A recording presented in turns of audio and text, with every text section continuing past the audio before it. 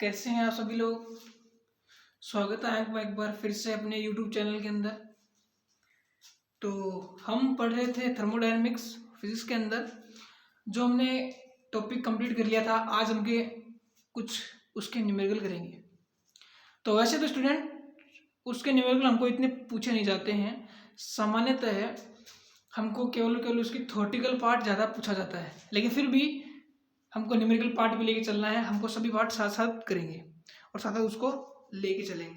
तो चलिए स्टूडेंट, आपका वक्त ज़ाया ना करते हुए स्टार्ट करते हैं हम उसके कुछ न्यूमेरिकल, क्योंकि आज पूरा टॉपिक न्यूमेरिकल के ऊपर चलने वाला है। और ये टॉपिक न्यूमेरिकल का कंप्लीट होते ही आपकी थर्मोडायनेमिक्स कंप्लीट हो जाएगी। उसके बाद हम नया टॉपिक ले लेंगे। तो मेरे ख्याल से आपको समझ में आ रहा होगा।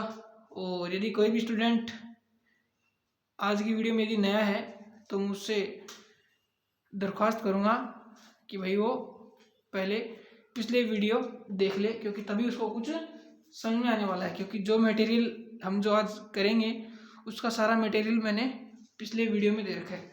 तो कृपा करके आप पहले पिछला वीडियो देखें और फिर हम आगे बढ़ते हैं, और फिर भी आप ऐसे ही आगे बढ़ें। तो चलिए स्टूडेंट स्टार्ट करते हैं हम। और यदि आपने चैनल को सब्सक्राइब नहीं किया तो चैनल को सब्सक्राइब कर लीजिए, बेल आइकन को प्रेस कर लीजिए। तो चलिए स्टार्ट करते हैं। चलिए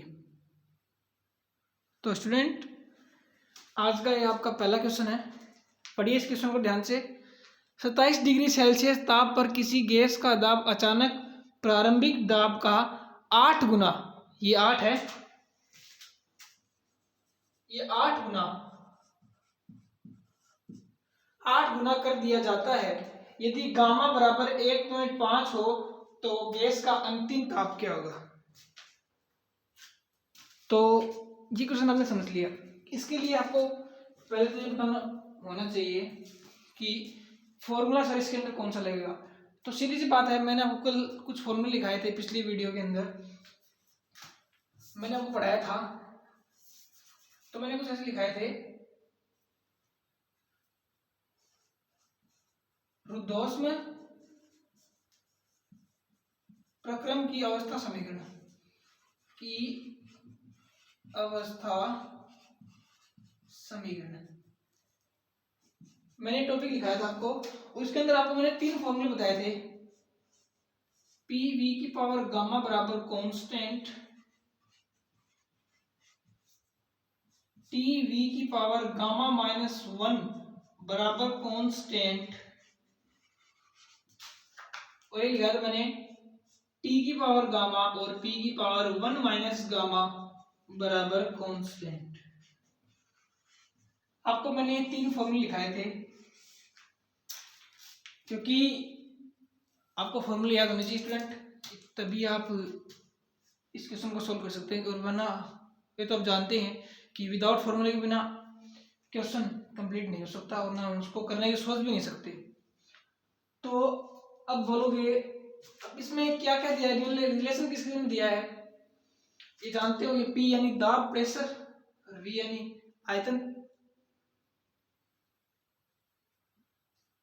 ये ताप, ये फिर से आयतन, ये ताप और ये दाब। तो समझ रहे हो वैसे ताप। अब 27 डिग्री सेल्सियस ताप, अब भाई ताप तो आ गया, पता है कि एक रिलेशन ताप में, तो ताप वाला रिलेशन 2 है, इन दोनों में से कोई होगा। लास्ट में क्या पूछा है, अंतिम ताप, तो ये ताप पूछ लिया इसने, चलो कोई बात नहीं। ताप पर 27 डिग्री सेल्सियस ताप पर किसी गैस का दाब, दाब पूछ लिया, तो दाब यहाँ पे। तो इतनी बात तो क्लियर हो गई कि सर इसमें फॉर्मूला ये वाला लगेगा। तो चलिए इस फॉर्मूले को पुट करते हैं। टी की पावर गामा और वी की पावर 1 माइनस पी की पावर 1 माइनस गामा बराबर कांस्टेंट। क्या इस फॉर्मूले में यही रखा है, कुछ नहीं किया मैंने, फिलहाल जो दिया था वो मैंने लिख लिया है आराम से। अब क्या इसका लिख सकता हूँ मैं, P1 की पावर गामा, P1 की पावर 1 माइनस गामा बराबर T2 की पावर गामा और T2 की पावर 1 माइनस गामा। कुछ अलग नहीं लिखा मैंने, बताया हुआ आपको सब कुछ करके। पिछले वीडियो में हमने किए थर्मोडायनेमिक्स के अंदर जो हमने ताप मिति पढ़ी थी, ताप मिति या उष्मा मिति हमने पढ़ी थी, वो आपके करके बताया था मैंने। बिल्कुल उसी की तरह है, कुछ ज़्यादा हार्ड नहीं है और कुछ ज़्यादा नया नहीं है, और कुछ भी नया नहीं है, ये आप समझ रहे हो। अब चलो मैं इसको अपॉन में ले आता हूँ, तो T1 अपॉन में T2, दोनों की पावर सेम है तो इसलिए इसकी पावर दोनों पावर एक लिख देता हूँ, दोनों पावर एक यानी समान समान लिख रहा हूँ। इसकी पावर भी गामा और इसकी पावर भी गामा, इसलिए दोनों की पावर आपस में गामा ही लिख दी। अब यहाँ पे पहले P2 है बेटा, पहले P2 है और यहाँ पे P1 है, तो P1 नीचे आएगा इसलिए, तो इसलिए 1 माइनस गामा। फॉलो फॉलो में कभी कभी बेटा निकल जाता है, वो जानते हो वैसे तो, आप बताया वो आपको कि ट्यूशन के छोटे छोटे बच्चे आते हैं उनको बेटा बेटा करते फॉलो फॉलो में निकल जाता है, तो उसका आप ध्यान रखिए। पहले से एक्स्ट्रा आपसे सॉरी मांगता हूँ कि आप भी ज़्यादा बड़े नहीं हो मुझसे, प्लीज स्टूडेंट, क्योंकि अभी हम सभी स्टूडेंट हैं, रियल में हम सभी स्टूडेंट हैं। तो ये तो गई हमारी बातें, वो तो बातें करने के लिए हमारे पास टाइम बहुत है, लेकिन ये क्वेश्चन करते हैं। अब मैंने इसको ये फॉर्मूला बना लिया, अब इतना मैंने कुछ नहीं किया, अपने लिए मैंने कुछ नहीं बनाया, ना मैंने कुछ बनाया और मैं कुछ बनाऊंगा भी नहीं, क्वेश्चन में दिया वो पुट करूंगा बस, इससे आंसर हो जाएगा। अब इसने कहा कि T1 क्या है, 27 डिग्री सेल्सियस। मैंने हमेशा बताया, हर बार बताया कि डिग्री सेल्सियस में कोई भी ताप हो तो उसको केल्विन में चेंज करना है। डिग्री सेल्सियस में चेंज करोगे, आपको मैंने फॉर्मूला लिखाया है, दोबारा नहीं लिखाऊंगा, फिर भी लिख लीजिए आप, C5K माइनस 273 वो में 5। चलो मैं फिलहाल यही लिखता हूँ, मैं चेंज केवल केल्विन में कर रहा है, वो मैंने फॉर्मूला बता दिया। डिग्री सेल्सियस से केवल केल्विन में करना है, वो मैंने बता दिया आपको, तो ये फॉर्मूला लगेगा। इससे यदि आप चेंज करोगे सेल्सियस को केल्विन में, तो 300 केल्विन आएगा, 300 अपॉन T2 भी है T2, इसकी पावर, अब गामा दे रखी है 1.5, क्या 1.5 को मैं 1/3 लिख सकता हूँ क्या? मैंने 3/2 पुट कर दिया। अब इसने यहाँ पे आगे सुनिए, प्रारंभिक दाब यानी P1 का 8 गुना कर दिया जाता है। किसी गैस का दाब अचानक प्रारंभिक दाब का 8 गुना कर दिया जाता है, यानी कि इसको मैं P1 मानता हूं तो ये 8 P1 हो जाएगा। प्रारंभिक दाब का 8 गुना कर दिया मैंने, अरे भाई ये तो प्रारंभिक दाब था, इसका मैंने 8 गुना कर दिया, समझ रहे ना? प्रारंभिक दाब का 8 गुना है, गुना में तो 8 ही लगाऊंगा, गुना का मतलब तो 8 ही, समझ गए? तो 10 समझाने की जरूरत नहीं है, 1 माइनस 3/2। सॉल्व कीजिए इसको, 300 अपॉन में T2, P1 से P1 कैंसिल हो जाएगा, 8 की पावर माइनस 5/2 होगा।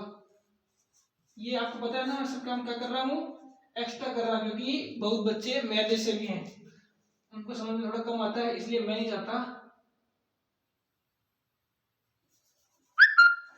कि उनका टाइम खराब हो। 3/2, क्या 2 से 2 कैंसिल कर दूं, 8 इनवर्स हो जाएगा, 8 की पावर माइनस 1 यानी 1/8, 8 की पावर माइनस 1 को क्या लिखते हैं, 1/8।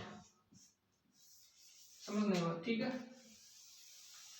इसकी समझ में आ रही है उसके लिए बहुत अच्छा, इसके नहीं आ रही वो समझ लीजिए, ये काम मैंने इसलिए किया, 2 से 2 मैंने काट दिया है। समझ लीजिए बात। अब बचा क्या,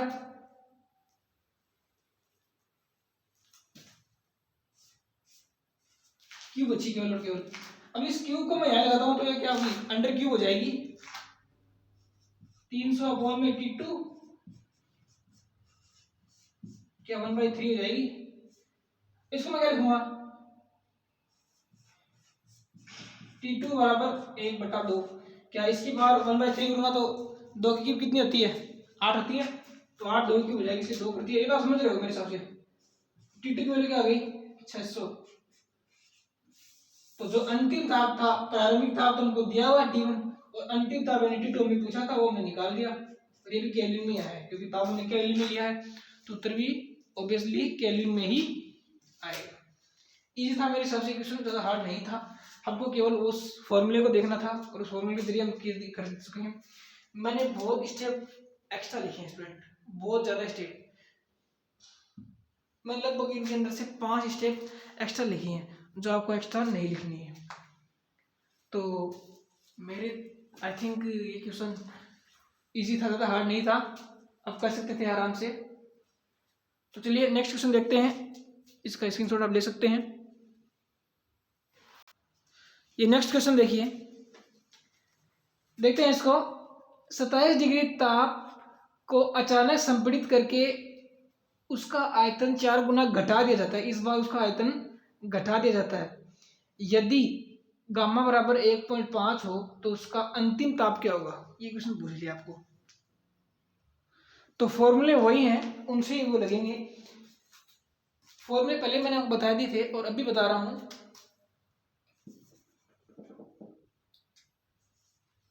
पी वी की पावर गामा बराबर कांस्टेंट टी वी की पावर गामा -1 बराबर कांस्टेंट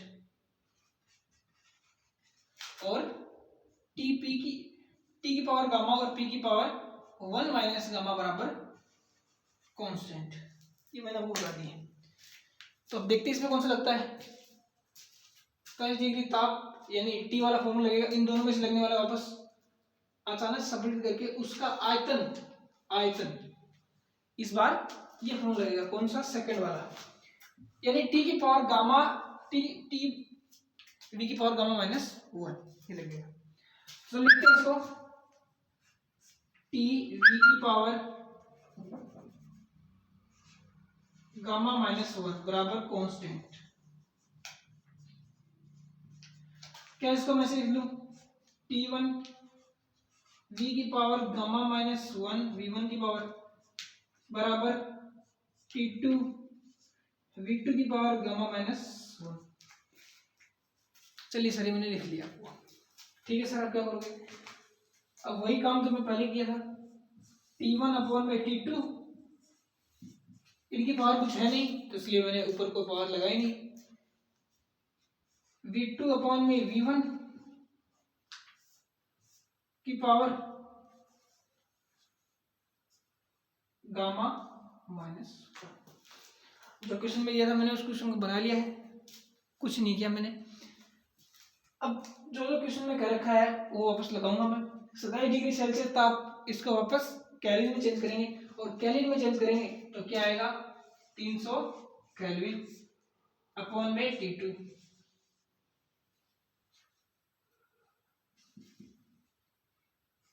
300 केल्विन अपॉन में T2। अब इसने कहा है उसका आयतन 4 गुना घटा दिया जाता है। अब घटा दिया जाए चाहे बढ़ा दिया जाए, होगा तो क्या, गुना ही होगा।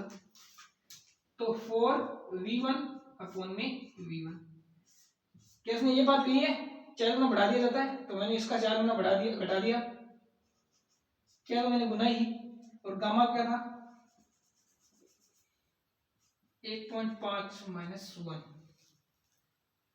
अब इससे ये कैंसिल हो जाएगा, 300 में T2 बराबर, इसको 3/2 लिख सकता हूँ, 3/2 में से 1 गया तो क्या बचेगा, 1/2, तो 4 की पावर 1/2 यानी 2। तो 300 बराबर T2 अपॉन T2 बराबर 2। T2 ऊपर,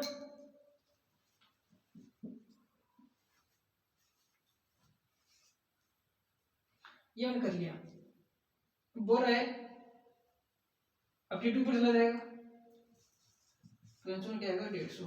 T2 बराबर 150 केल्विन। तो ये अपना क्वेश्चन था,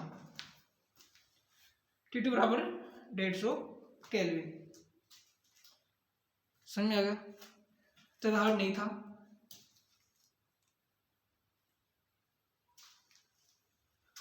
इजी था, ज़्यादा कुछ हार्ड नहीं था। तो चलिए स्टूडेंट, मेरे हिसाब से कुछ ज़्यादा हार्ड नहीं पड़ा, टफ नहीं था ज़्यादा। तो उसका अंतिम ताप पूछा था, वो हमने अंतिम ताप ज्ञात कर दिया है।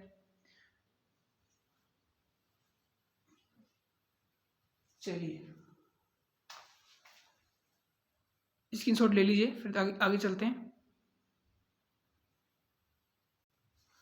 और एक बात आपको रिविजन ध्यान रखना कि यहाँ पे लगभग बढ़ा के दिया जाता है, इसलिए आपको घटाने की जगह बढ़ा के कर लिया करो, कि बढ़ाई कीजिए फिर सही होगा ये। यहाँ पे लगभग लगभग आपको हमेशा बढ़ा के ही दिया जाएगा, घटा के नहीं दिया जाएगा। और जब घटाते हो ना तो इस बार आपको अपॉन में नीचे फॉर्मूला लगाना पड़ता है, ऊपर नहीं, तो इसलिए आप बढ़ा के लगा रहे हो, घटा के नहीं। समझ रहे हो ना? यदि मैं आपको घटा के लिख दूँ ना तो इस बार ये फॉर्म नीचे लगता है, ऊपर नहीं लगता। समझना आप इस बात को, तो इसलिए बढ़ा के लिख दो आप, बढ़ा के लिखा जाएगा, घटा के नहीं। ओके स्टूडेंट, चलते हैं आगे।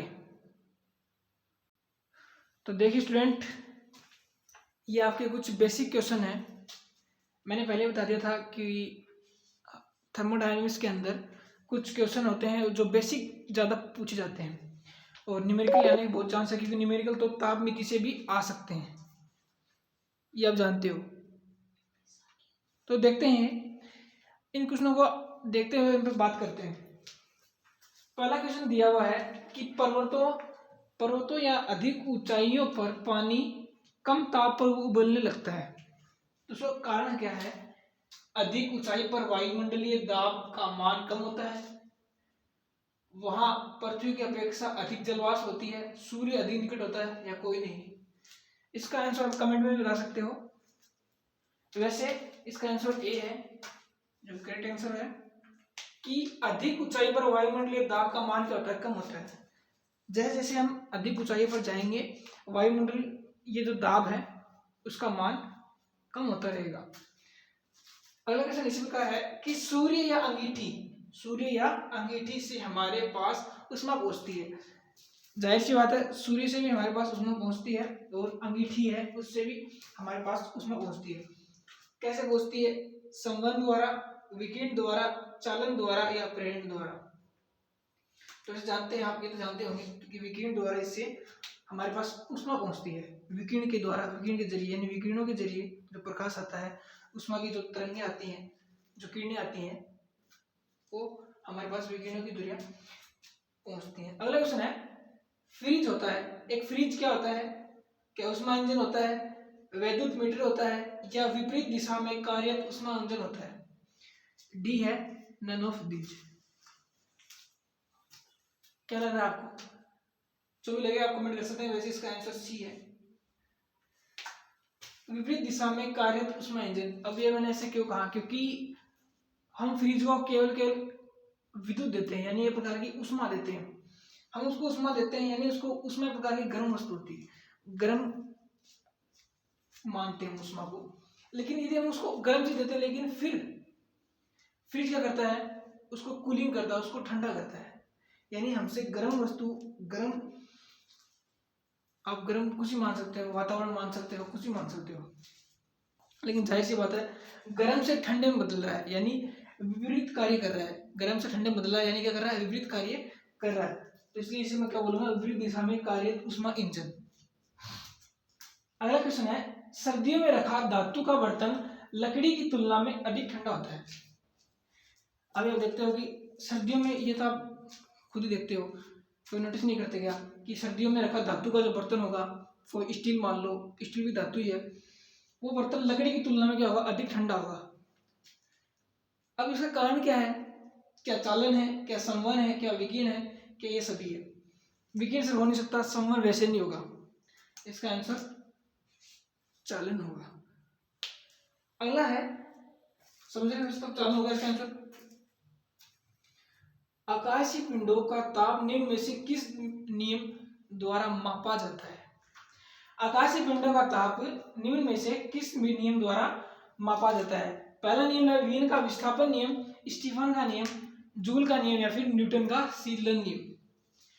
न्यूटन का शीतलन नियम, उसका आंसर है वीन का विस्थापन नियम। वीन के विस्थापन नियम से आकाशीय पिंडों का ताप मापा जाता है। लास्ट क्वेश्चन आपका, पेट्रोल इंजन, ये थोड़ा मोस्ट है, इसका मोस्ट लगा लेना, मोस्ट है ये क्वेश्चन, बहुत मोस्ट है। पेट्रोल इंजन की दक्षता लगभग होती है, कितनी होती है?